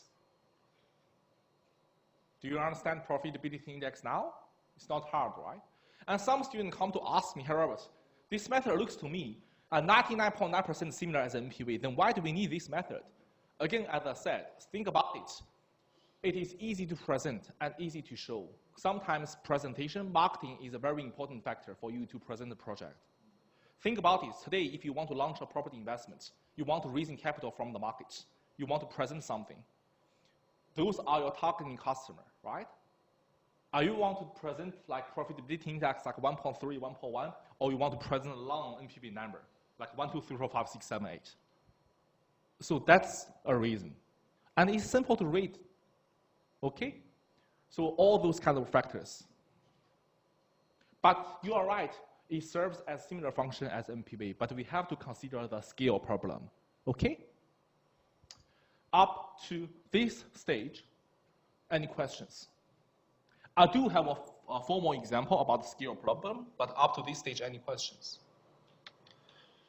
Okay, let's do one example about NPV and profitability index, which is not hard. Consider the following investment. The required return is 10%. If the required return is given, discount rate is given, you then able to discount each of the cash flow. For both projects, you have initial investment and you have cash flows. Are you able to work out the present value of each of the cash flow? For both projects, you need to have present value of 3 cash flows. Can you do that? you need to discount 15,000 by 1 plus 10%. Then 15,000 divided by 1 plus 10% to the power of 2. And then 15,000 divided by 1 plus 10% to the power of 3. And sum it up. Similarly, you need to discount these three cash flow. Any questions? Please also remember, in week 2, I'm not only teaching you how to discount individual cash flows. I also told you how to do something called annuity. Am I right? In this case, what happened? They are equal periodical cash flows. You can either do it one by one, or if you're good at annuity or good with annuity, you can do it with annuity as well. Okay? Let's work out the present value of each of the future cash flow for the project with annuity equation here. And then, for the first project, its future cash flows are 37303. For the second project, its future cash flows in present value are 6963. You then work out profitability index by using present value of all cash flows divided by initial investments. Question, listen carefully. Which one give you higher profitability index? Second project, right? Now, let me ask you the second question. If you look at the profitability index only, it looks like you will go for the second project, am I right? But which one give you higher NPV? NPV is the difference between present value of cash flow and initial investment. This is your initial investment. This is your present value of all future cash flow. You can work out NPV directly, am I right? Which one give you higher NPV? The first one, right? This will be our last example about the scale issue. You can read these slides by yourself. I will quickly go through it. It's just like my example in week 5. Project 1 give you an NPV of 7,300. Project 2 only give you an NPV of 1,960. To this end, let's assume both of them, you only have 2 investment opportunities. If you only have 2 investment opportunities, now you have $30,000 in your pocket. If you invest in project 1, at the end of the day, you will have $37,303, right? But if you invest in project 2, you only take 5,000 out and then get 6,900 back and put together in your pocket at the end of the project, you will only have 31,000 something. At the end of the day, it looks like the scale matters. Yes, project 2 give you higher per dollar return, but the scale matters. Does this make sense for you? In practice, please always remember this. In practice, it is very easy for us, for most of us, to have a higher return for very small project and investment. But it's very hard for you to have high return for a large scale of the investment. Does this make sense for you? But it is unfair for you to compare a return of a small project with the return of a large project. You have to consider the scale issue. Okay? Any questions up to this stage? All right. That's basically 99% of the things we need to cover for this week's lecture. I want to conclude this lecture with this graph here, the CEO survey evidence. We've learned a lot of things this week, 6 different techniques. Well, you can actually consider payback and discounted payback as one of the same methods as payback. Now, most of the students may be wondering, Robert, in practice, what are the capital budget techniques that are applied by CEO? What are the methods that they always use? As I told you, none of them that only using one of the methods. They're probably going to use multiple methods to make their decision. But let's see the popularity. All right? Now, for this CEO survey, what are the popularity? Basically, that is for internal rate of return. Internal rate of return, for whatever reason, it is very popular in Australia and USA. And then you have net present value. And then you have payback, and real option, and account rate of return. Real option I will discuss next week. As you can see, NPV, internal rate of return, and payback are very popular in practice. Can you see that? And payback, for whatever reason, I don't know why, is very popular in UK. Payback is have a dominant position in UK. They're probably not good at math or something, but I don't know. But that's what happened about all those methods. Okay? So those are the reasons and survey. In short, learning outcomes of this week. After studying this week's topic, we talked about capital budgeting. I tried to pull everything together. And then we tried to work out the payback, NPV, IRR, profitability index, and the current rate of return for all the projects. In this week's topic, I tried to make it as simple as possible by presenting those methods to you. So I hope you have a better understanding about each of the approaches. And in this week, for NPV and discounted payback, at least as you all know, an IRR and profitability index, we need to discount cash flows. To this end, we know the discount factor, all right, we learned it last week and the week before, risk, right? But what we don't know, and students always come to ask, Robert, you talk about cash flow, cash flow, cash flow. You need NPV, you need cash flow. You need payback, you need cash flow. You need IRR, you need cash flow. What should we do about cash flow? Next week, we will teach or we will learn how to calculate cash flow and how to estimate cash flow. So next week, we will spend the first half of the seminar on cash flow estimation. We then bring everything together. We need to estimate cash flow step 1, together with discount rate step 2, and then together with NPV method, and then make your decision. Like an entire scenario, pull everything together. And that's basically everything about your capital budgeting. All right? That's it for this week's topic before we move to the workshop. Up to this stage, any questions? Again, all those things sounds easy. I'll tell you something. When you study payback, I'll ask you, do you think it's easy? Most of you guys laugh at me and say, this is so easy. The payback, what I realized in the final examination, when I am giving students a discounted payback question, the marks of this question is unbelievable lower than my expectation. To this end, it always need practices. Practice, practice, practice. I was talking to a colleague, or my accounting colleague today, who's teaching financial accounting about consolidation, stuff like this. We share the same view. Accounting and finance, it is not hard at all. All small topics. But the issue is, too many of them. Pieces, pieces, pieces, everywhere. If you put everything together in your final examination, that's going to be something really, really hard. It's not like physics. Physics is like, if you understand, that's good. You can apply it on a lot of cases. If you don't understand it, sorry. You do need a level of intelligence for physics. To all due respect, right? You do need a level of intelligence for chemistry, science, right? But finance, no. You don't need a very high level of intelligence for finance at all, but small pieces. You have to pay attention on all these small pieces and put it all together. So you need practice. Practice is very important, okay? Let's do your workshop, and let's do some practice together, and see whether you are able to do it independently. And luckily, if you can probably work on your applied homework by tomorrow. Okay. And that is the first question, again from a textbook.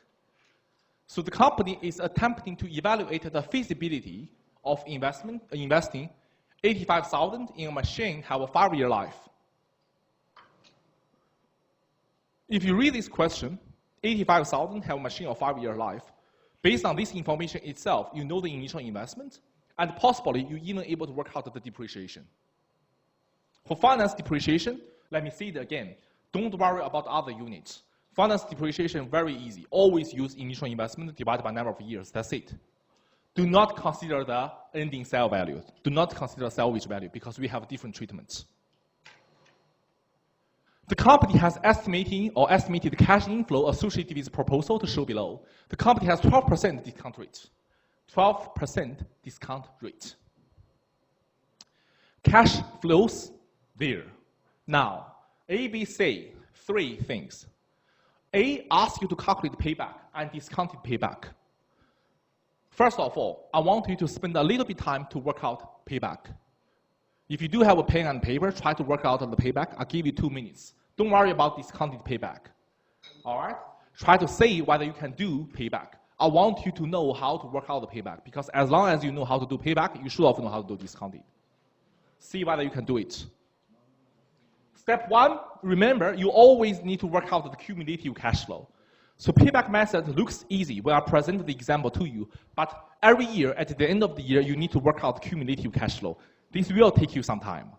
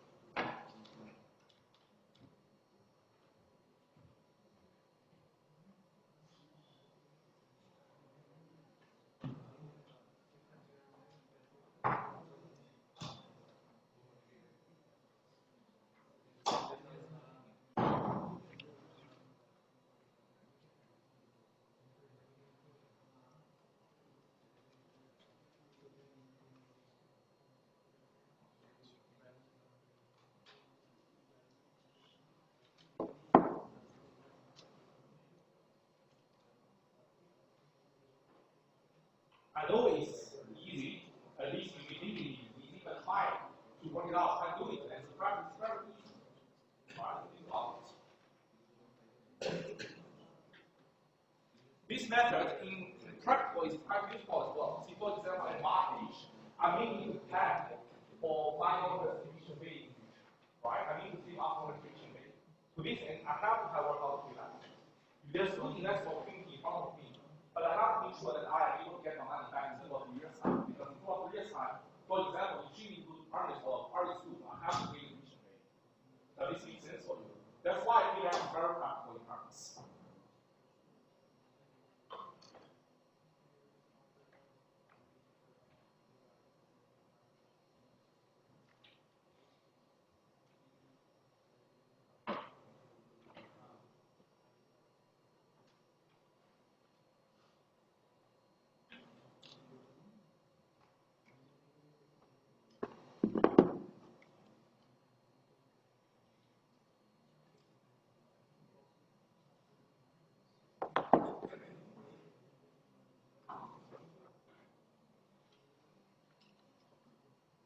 Okay.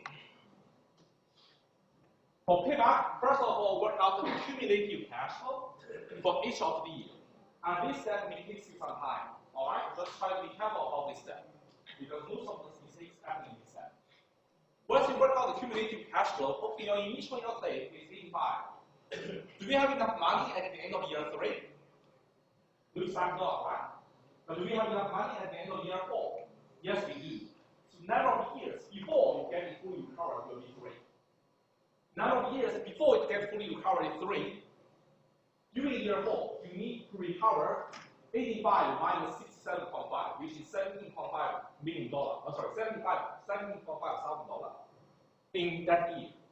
So you 17.5 divided by 31.5, you will then work out the fraction of the year. And the payback will be 3.5556 years. Any questions? Now, the question do not give you a cutoff period. It's only asked you to calculate payback, so you just calculate payback. If it's giving you a cutoff, you need to make your decision. Get it? The second part of your question asks you to work out NPV and internal rate of return. To work out NPV, apparently, now we need to work out the discounted cash flow. The discounted cash flow is discounted by the discount rate. You then have 5 discounted cash flow. You have 5 discounted cash flow, sum it all together, and then minus your initial investment, you will have your you will have your NPV. So 85 plus 93, and the NPV will be positive 8,672. And apparently, internal rate of return, you set NPV to 0, you solve the internal rate of return. The Excel function is very easy. You put IRR equal to Excel function is equal to IRR brackets all cash flows if you're solving for you. MPV is bigger than 0. What should we do? What should we do? We accept the MPV. Am I right? Now, question. MPV is bigger than 0. IRR is 15.58%. The question also asked you, evaluate the acceptability of the project using MPV and IRR. What recommendation would you make relative to implementation of the project? If you have such questions, you may need to state the skill issue as well. But if it is for individual project, that's okay. MPV and IRR will always give you the same conclusion, as long as they are conventional cash. That's the first one. We do have another example. In this example, it is very funny. This example, you have $10, 10 million, student 10, and must make a decision about which investment your company should accept for the coming year, using the following information on 3 mutually exclusive projects to determine which investment your company should accept. That discount rate is given. 3 mutually exclusive projects means you are only able to pick one of them. You go for A, you have to reject B and C. You go for B, you have to reject A and B, A and C. Some of the students come to ask me, Harold, if we do have enough money, how come they are mutually exclusive? Some students say, hey, Robert, look at project 1 and project 2. Both of them require $4 initial investment and $5 initial investment. Put together only $9, right? And you have $9. So you have $10. How come they are mutually exclusive? Mutually exclusive does not necessarily mean you have vast constraint. You may have human capital constraint. You may only have one team to run the project. That makes sense for you. Sometimes you may have enough money, but you don't have enough human capital to run the project. And that's why even sometimes you have enough money, they are only able to be one. That makes sense for you. Okay. Mutually exclusive. Let's rank them based on MPV, profitability index, and others. This question is very similar to your last example in your lecture. If you work out MPV because the number is very easy, all easy numbers. To work out MPV, for the 3 projects, the first one MPV is 0.6, second one is 1.3, third one is 1.9. Which one has the highest MPV? The third one, right? But what about MPV? It looks like MPV is for the third one. Similarly, you can work out profitability index, which give you like a percentage measure. First one, 1.15, second one, 1.26, third one, 1.19. Which one give you higher profitability index? This looks like the second one, right? But then you have to make a decision. You have these 2 methods present in front of you. Which one should you go for? If they are mutually exclusive, you have $10 in your pockets, you will always go for the one that gives you highest MPV. Alright? Third one. But of course, some students, they are very creative. They asked me, hi Robert, what about if they are not mutually exclusive? If they are not mutually exclusive, what you can do, you have 10 million in your pockets. Instead of go for the third one, you can go for first and second. Right? If you go for first and second, you will have higher HB and higher profitability index than the third one. Okay? But it's not always the case. In most of the cases, we are subject to budget constraints and human capital constraints. In your company, you only have 3 employees, and these 3 employees only will do one project at one time, right? So that's projects cannot, in most of the case, are not be able to run comparative or comparative. Okay? Up to this stage, any questions? I'll give you tons of examples this week. As we stated, I hope you can do the practices. All right? I know that you have a lot of pressure about your assessments, assignment due on next week. Okay? But try to submit it on time. Okay? If you have any questions about your assignments, I will stay here for another 5 minutes. You can come to ask me. And also, if you need for apply for extension, something try doing as soon as possible. Don't leave last minutes. All right. Remember, provide me with some evidence documents because I need something missing document. All right. Okay, that's it for this week's seminar, and I will see you guys next week. Okay.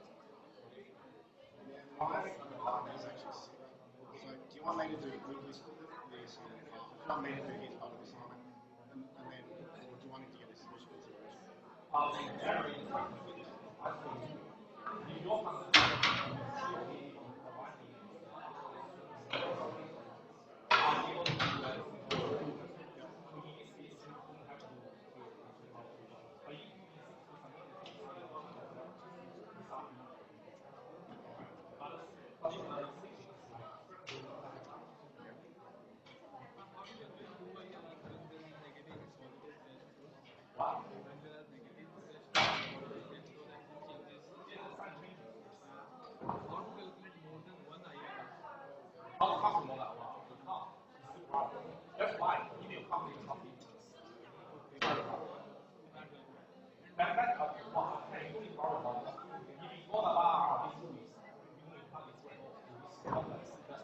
I know how to publish, but don't worry about it. That's really public.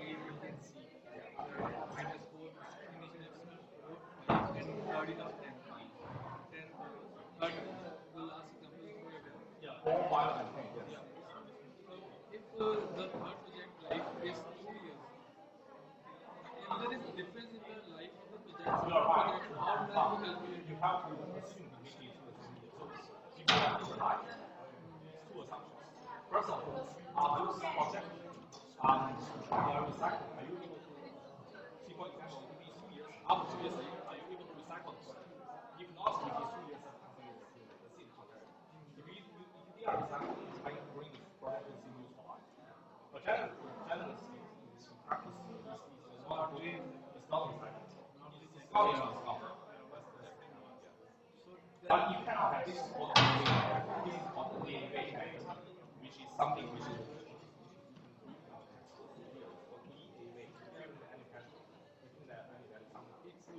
equivalent anyway. So this is something although for them to be correct, sometimes it's for but that's assumption. But that's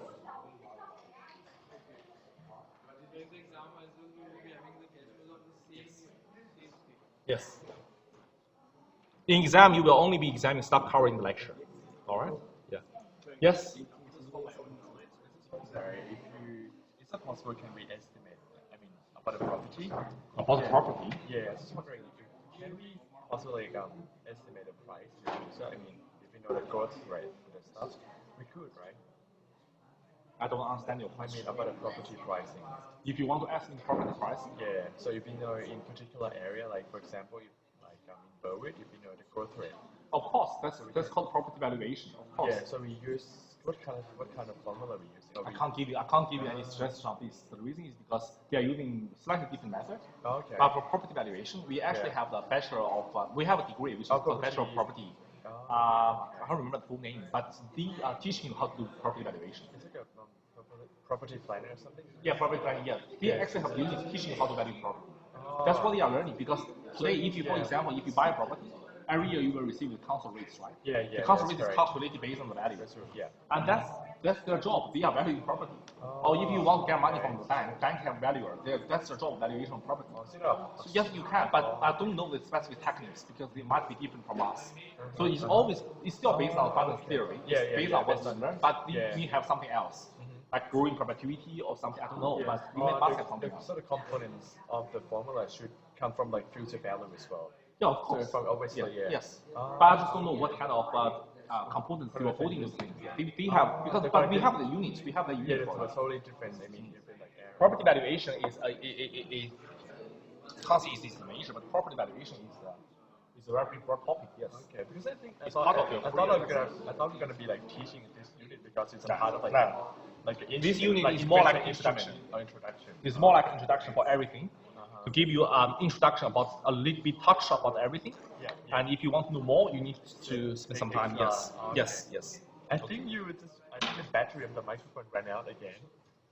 Are you sure? Yeah. I don't think so. No. No, No, it's there. Yeah. No, it's there. Oh, because I don't think so. At the end of If you next time you think it's wrong, I'll just let me know. I don't want to industry. Yeah, it's all right. That's all right. Okay, thank you.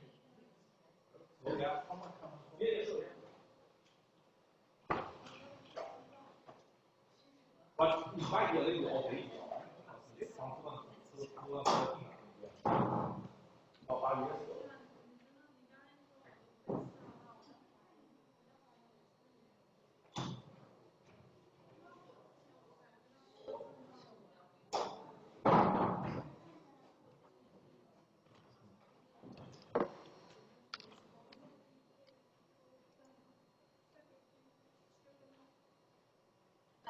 Bye.